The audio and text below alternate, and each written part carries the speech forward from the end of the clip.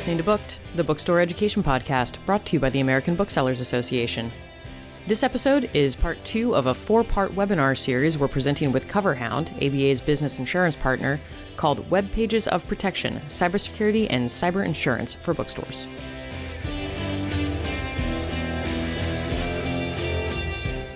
Hello, everybody. My name is Kim Hoybor. I'm the Director of Education here at the American Booksellers Association, and we are thrilled today to have Caitlin and Phoenix here from CoverHound presenting Web Pages of Protection, Cybersecurity, and Cyber Insurance for book retailers. Thank you both so much for being here.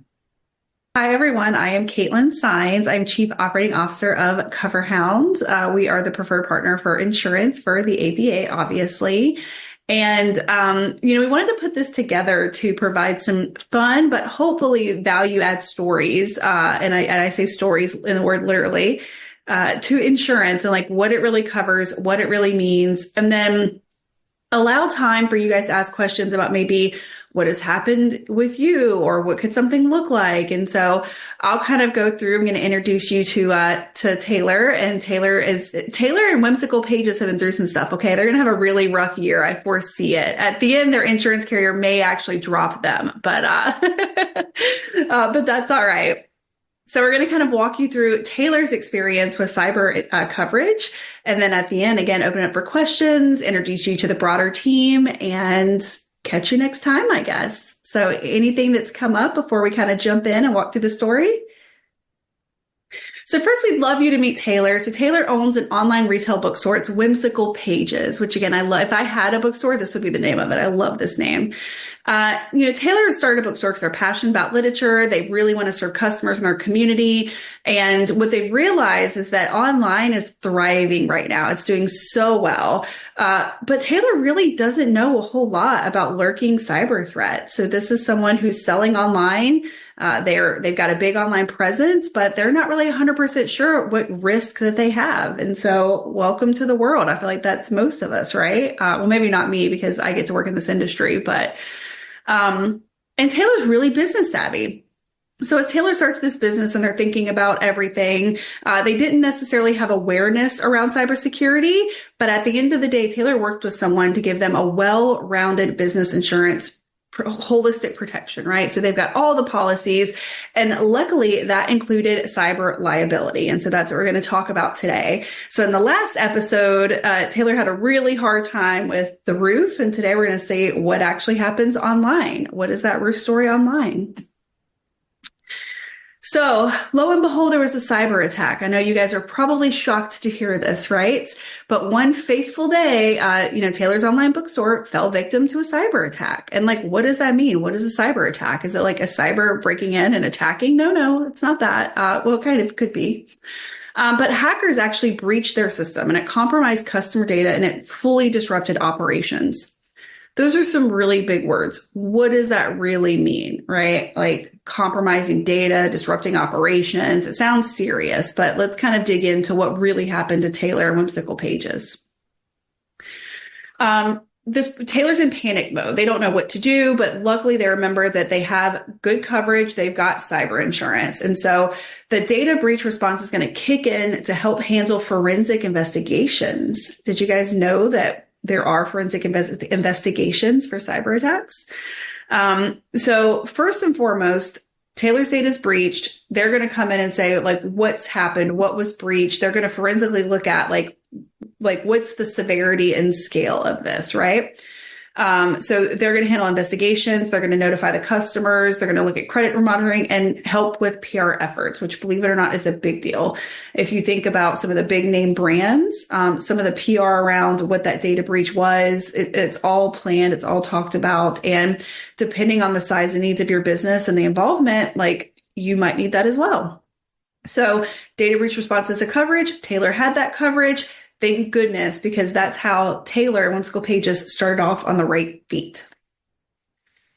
And so what does the attack do? Well, it causes data loss, right? That's going to impact Taylor's business. And the cyber insurance is going to come in and it's going to help with that restoration. So what was lost? What records were lost? What customer records may be lost? Tax records? What's actually missing? And how do we start to recover this, right? And there's also going to be business losses that occur with this. Depending on the severity, which we'll kind of get into in Taylor's story, Taylor might not be able to take credit card payments. Taylor might not be able to even email a customer list and tell them what happened. But again, that cyber policy is coming in and saying like, okay, well, how do we start to recover what was lost and how do we start to restore what we're missing? Which is also very big for these cyber incidents. And then on top of Taylor's drama, the hackers actually demand a hefty ransom. Hefty can mean whatever it means to you and your business, right? But for Taylor, this was a hefty ransom that they wanted to release the systems. So Taylor could not access any records. He could not access any files. Taylor was completely unable to access a computer. And so again, unable to email customers, unable to do anything, can't even get the Stripe access to be able to export payments into a payment system until the hackers are paid. This is a true thing. And cyber extortion coverage is going to handle the ransom and negotiate with the digital bandits. And, I know we don't always love negotiating with, people who have maybe hacked our system, but the reality is in some cases that might be what's necessary. And so the cyber extortion is going to come in. It's going to try to negotiate a different price. And it's also going to go ahead and pay that under that coverage, which is fantastic. So again, things are mounting. Taylor's having to have help getting into the system, being able to handle things. And now, in addition to that, right, because Taylor's a small business, Taylor has an online retailer, Taylor's credit card, loan applications, and other very personal information was stolen because it was on the same computers and the same systems, the same cloud. And so now the hackers not only have access to Taylor's business information, they also have access to their personal information.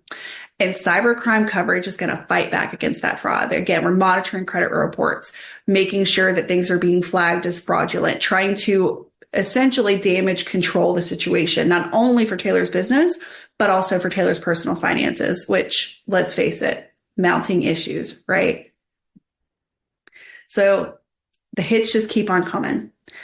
We told you Taylor can't access their systems. They can't be able to sell anything at this point. They're online, their inventories. People might not even be able to visit their website if that's the direction it goes. And there's financial loss there. If you can't sell and that's your main business model, then obviously there's financial loss. And Taylor experienced that. There was downtime caused by this attack. Business interruption coverage kicks in. So lost income, extra expenses that come up with it, there's going to be support there under that policy up to the limits to be able to help manage that. So if Taylor normally sold $100,000 a year and it's down for, 6 months, which could actually happen, guess what? There's going to be coverage to help pay back some of that lost income, to pay back some of those lost sales, which just alleviates the burden and gives Whimsical Pages more headwind. And guess what?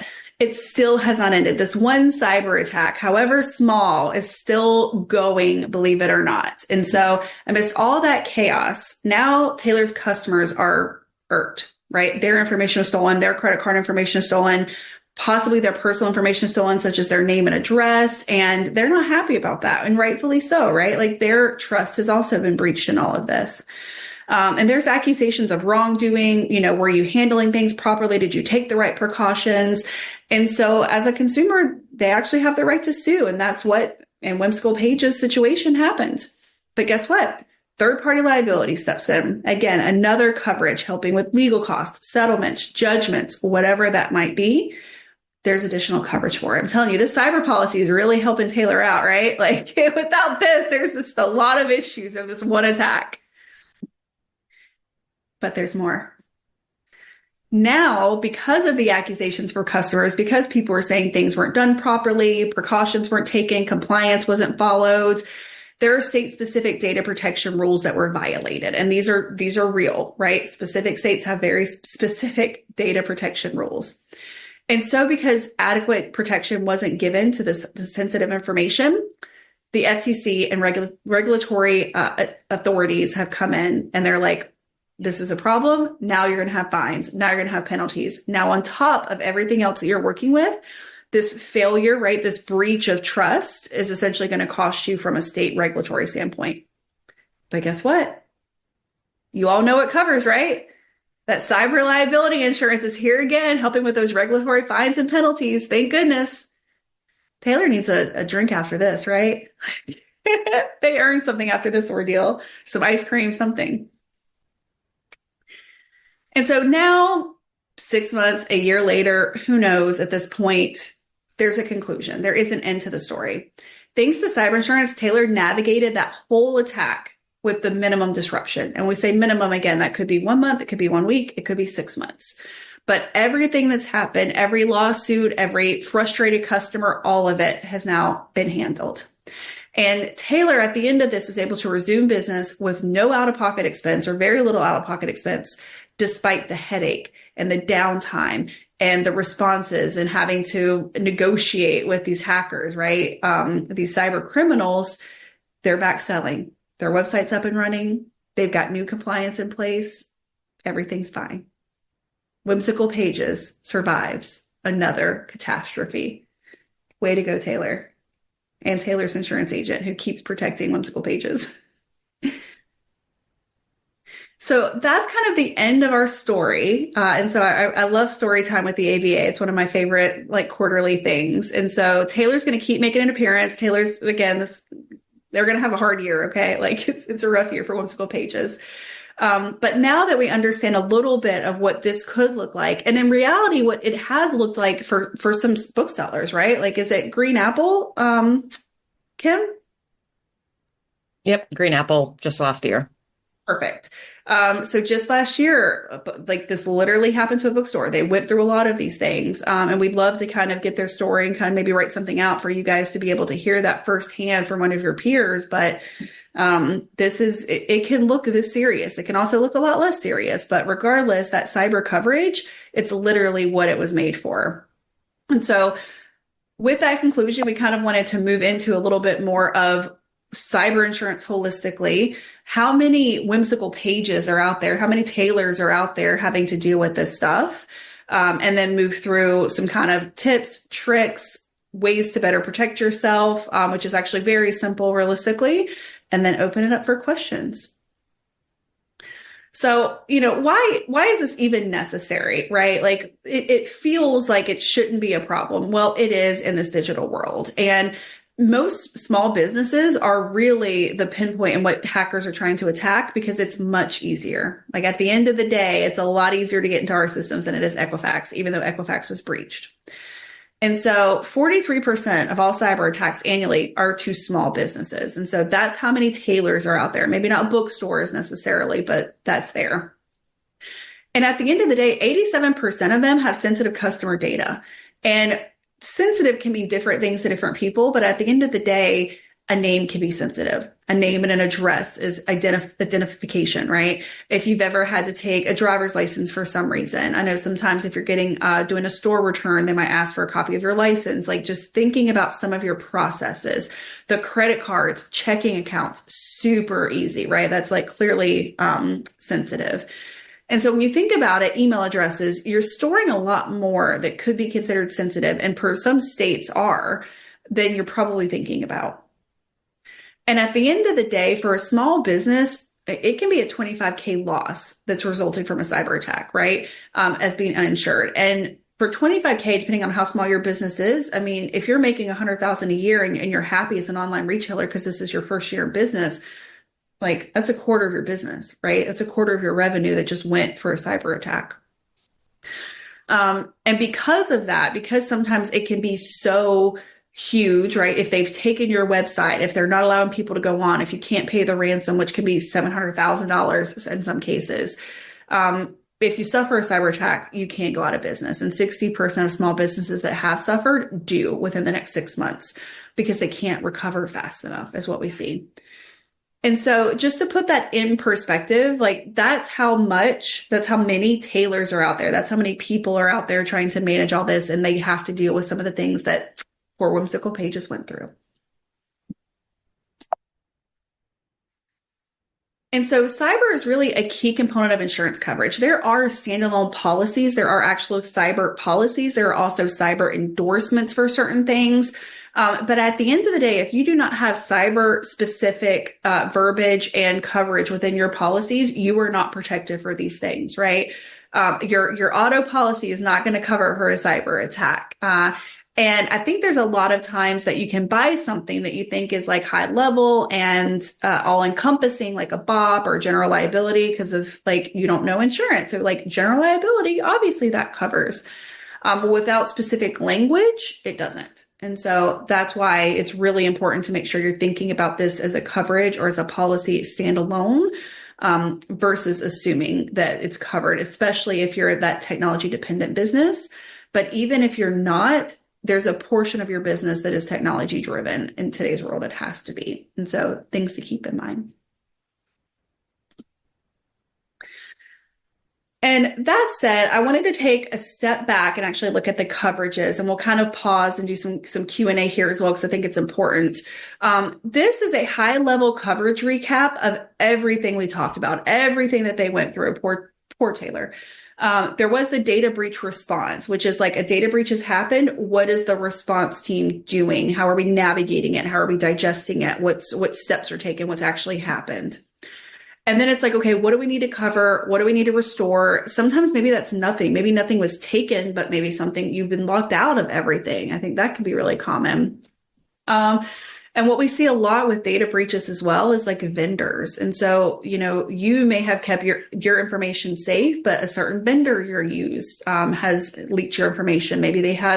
Maybe you use an independent website builder and they have been hacked and they've shut down your website and everyone else's within that person's portfolio. All of that is going to be assisted through that cyber policy. But that data recovery restoration goes back to like what's been taken, what's missing, what's being extorted, right? We just covered that. Business interruption, again, how much has your business been impacted by this? There's usually a grace period. You have to be shut down like 2 days or 7 days or whatever. But once you've hit that, like, okay, you can't make money. Let's help you along. It's kind of like lost income in a sense. The third party liability, and then the regulatory fines and penalties, which are going to be state and federally specific, depending on where you live and what's happened essentially. So these are a lot. There's a lot more than this. This is just very basic. And I'm sure Felix could geek out about this for a long time if he really wanted to, because he was on our cyber team when we were little babies in cyber. But do you have any questions so far about coverages, how the coverages apply to whimsical pages or anything like that we want to take a pause and kind of walk through?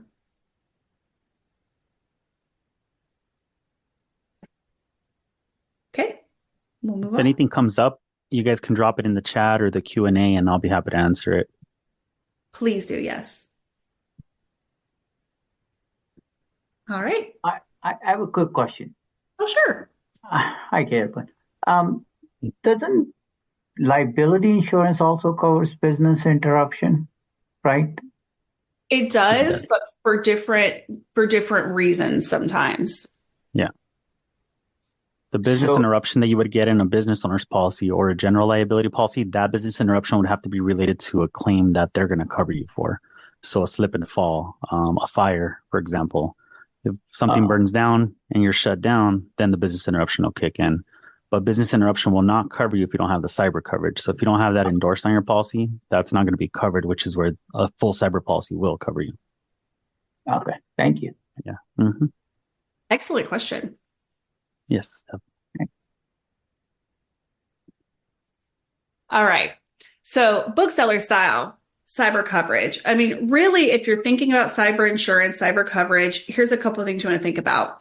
Work with someone like us, like Felix, or your preferred independent retailer as well, or insurance agents. Evaluate the specific risk. How much online do you have? How are you taking credit card payments? Like, where are you storing information, right? So it's really A is understand your risk. And we don't expect you to be cyber experts. We can ask questions that can help you understand that risk, right? And the second thing is get coverage for your specific unique requirements. Coverage can be as broad or as specific as it needs to be, depending on like what we're writing, what we're doing. And so I think it's really important. It goes down to saying that endorsement versus the full cyber policy. Like, what is your unique requirement? But there's a lot of times that Felix, I'll hear him say, like, here's at a minimum what you need, and here's what I would kind of recommend, right? And we can guide through that. And then really you want to review your coverage to make sure it's aligning with what your bookstore's evolving needs are. So maybe you started out brick and mortar, maybe COVID hit. Now you've run mostly online, like maybe you have a storage unit at your garage and that's kind of how you're doing that. So when you started, you didn't need cyber coverage, but how you're doing business today could be completely different, right? And so as your business changes, as you're selling more, you're getting more client information, those risks and those needs change. And so it's really good to work with your agent and say, hey, like I'm selling twice as more as I did when I first opened, which is really exciting. And we love that for you. But how has that changed? What business practices have changed with it? And is your cyber insurance and really all insurance keeping up with that, right? So just some high level things. And then the second thing you really want to do is like manage risk. That's the easiest thing you can do. And it's hard, but it's not. And the first thing that we're going to recommend, and then whenever you're getting a cyber policy, it's going to ask, are you doing two-factor authentication? Does anyone know what that means? If someone's like, do you do 2FA? It means like, are you getting a text message when you log in? Are you using an app? And there's a lot of divided opinions, right? So if you go to log in and it doesn't recognize your browser, it's going to say, it's like, we've sent you a text message. There are a difference of opinions by the experts that say if that is adequate or not. So either A, you get a text message, or B, you get an app like Authy or something along those lines. And then you have to like click the app on your phone and that app tells you the numbers and that app refreshes the numbers like every 30 seconds or something. So I will tell you that, for us, our expert leads more toward the app. And so that's what I've personally started to utilize. Even though I will admit text message is easier, I'd rather be safe than sorry. And so use that. Make sure you have that on anything that you're logging into, particularly, I would suggest anything, but specifically anything you're storing personal information on or customer information on. The second is going to be like back up the data. So if you think about data recovery and restoration, if you've got a backup of your files, it's going to be a lot easier to manage. If you've got a backup of your website, it might be a lot easier to like launch that site again, right? And so having that additional information, having that backup is essential for moving past the actors, right? The bad actors, as we also like to call them in the industry. And then the last thing, which I think is like the easiest and hardest at the same time, is just having clear expectations and providing training for your employees. And this is around password protection. Like, don't write your passwords down. Don't store them anywhere. We've even heard stories of like someone writing down a password, like an employee, and giving like someone else their password to be able to go steal stuff. And I don't think that was the intent. Like, they didn't give it to them for that reason, but that's how that password ended up being used, right?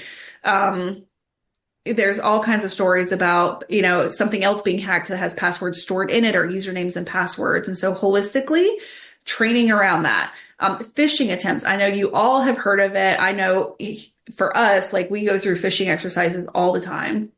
I'm consistently flagging stuff as phishing. It's insane how crazy it is.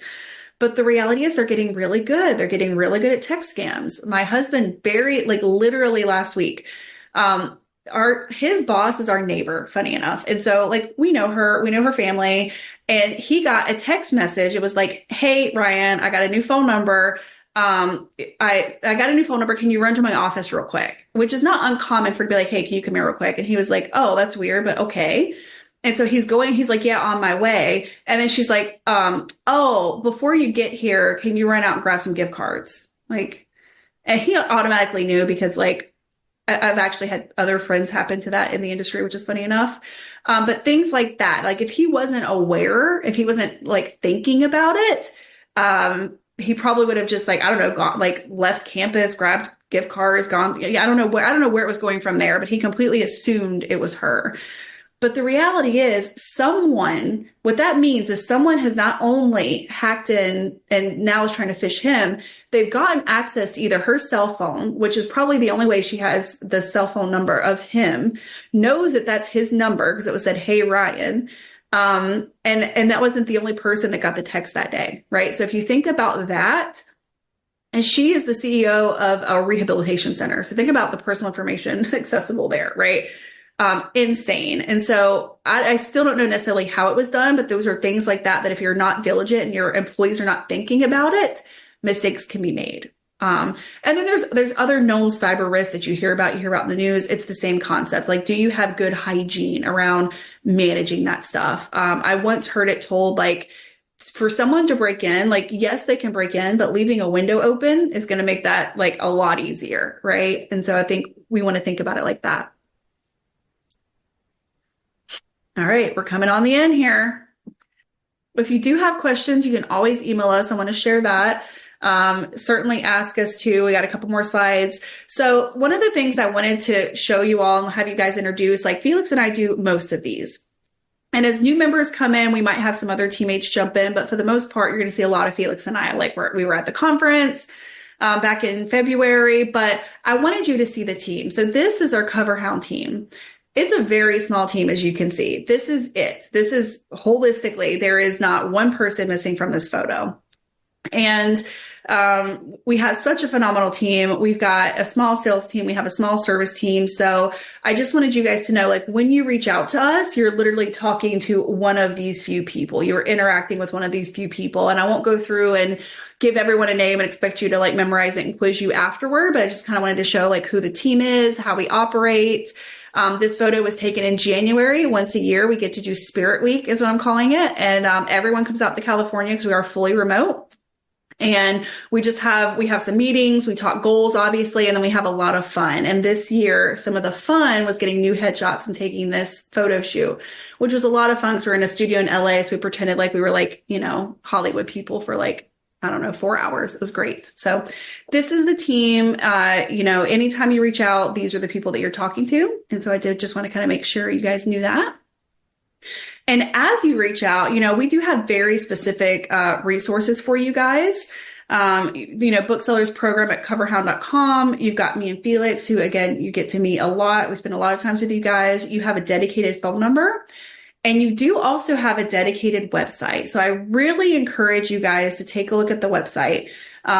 It's fantastic. When you go there, there's resources for you guys. We have checklists that's going to help you. Like if a claim happens, here's some things that you can go through to make sure that you're adequate to be able to handle that claim. So that you're pulling correct paperwork. You've kind of got what you need because it can be a stressful process, right? We also have checklists for like, when should you be rechecking your insurance? So we talked about those evolving needs and having that hygiene. How is it? Like, again, has your revenue doubled? Have you opened up a new location? Are you chatting with more people? You're more online, offline. So there's some really fun resources and really good statistics, and things. You can get quotes online. You can actually purchase policies online in a lot of cases as well. But we, again, also have Felix and his team available if you need anything. And that's it for us. I will kind of sharing and give it to Felix. Yeah, I just wanted to add a couple of things because I have met with a few booksellers in person and had discussions about this, and also in helping out people who have emailed us since we've been, working with the ABA. So one of the common questions I get, or one of the common, statements I get is that they, the bookseller owner, the bookstore owner assumes they already have cyber insurance. And on their business owner's policy or general liability policy, what they will have is the cyber endorsement. So I just want to make sure to clear it up for everybody. A cyber endorsement would not be the same thing as a cyber liability policy.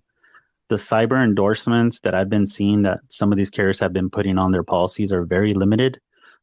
It literally will just cover to set up the credit monitoring and to pay for that credit monitoring. And it's usually about 10K. Some people have 25K, some people have 50K, but it's very limited. So I just wanted to clear that up for everybody. If you have that, yes, great. It's better than nothing. But if you're selling books online, you got to think about the notification portion of it is not really included because they're only doing the two things I mentioned, which means it leaves it to you to either get an attorney or notify your customers that something happened, to contact you. They're going to have to contact you directly and, slow you down from your day-to-day operations so that you can set them up on that credit monitoring, and get reimbursed for it, et cetera. So just wanted to clear it up to not, have any confusion about the two in case you do have a cyber endorsement. And then another thing that people assume is that when they use third-party software, so if you have another business that's handling your website, it could be GoDaddy, it could be another entity, Webbook, whoever, they might have their cyber liability, but there's certain scenarios that theirs is not going to cover you, even if they're handling the website. So an example that Caitlin gave earlier is you have employees. Those employees have access to your content that you have. So if you have a rewards program, you're probably going to have addresses. You're for sure going to have a date of birth, because if you have a rewards program, they're, those are kind of linked together. You're going to have a first name and a last name, and you're for sure going to have an email. That can identify a person. At that point, you're liable. Even if you don't do anything online and you have a ledger, that ledger has customer information on it and it's in paper. Cyber can also cover those scenarios, even though it's on paper. They're not going to pay to recover it because it's stolen. You're probably never going to see it again. It could have got burned or thrown in the trash, but they will pay the cost to notify the customers, add the PR so that somebody can draw up, a follow-up email after everything gets settled to let everybody know, hey, we're safe now. Everything's, they'll rebuild your trust. So it's going to pay for all those things. So when you consider cyber, just think about those things, and we'll be happy to, you can either go to an independent agent that you're working with, or you can contact us and we'll be happy to look it over. If you just don't know what your risk is, like, hey, my business is very small. I have maybe 500 customers or less. How much would that cost in a claim? We have calculators that can give us an estimate of what a claim could cost based on your business size, based on those statistics. So don't be afraid to reach out to us. We'll be happy to help you, and that's why we're here. So that's all I wanted to conclude with. And I'll just say as well, we have a lot of resources. If you guys would like some cyber specific resources, please let me know. We're happy to provide some. We can put some on that resource side as well. We're kind of building it as you're telling us what you need. And so that way it's really custom. It's very much for you guys. So you feel free to let me know if you think that would be helpful. It's more of like how checklists for like managing risk, two-factor, all that good stuff. But yeah, just let us know for that piece too. If you take anything away from this, don't share your password with your employees and anybody. Have a separate password. My best advice I can give everybody. All right. Well, thank you, everybody. It was a pleasure. Thank you. Any questions, please reach out. Thank you all so much.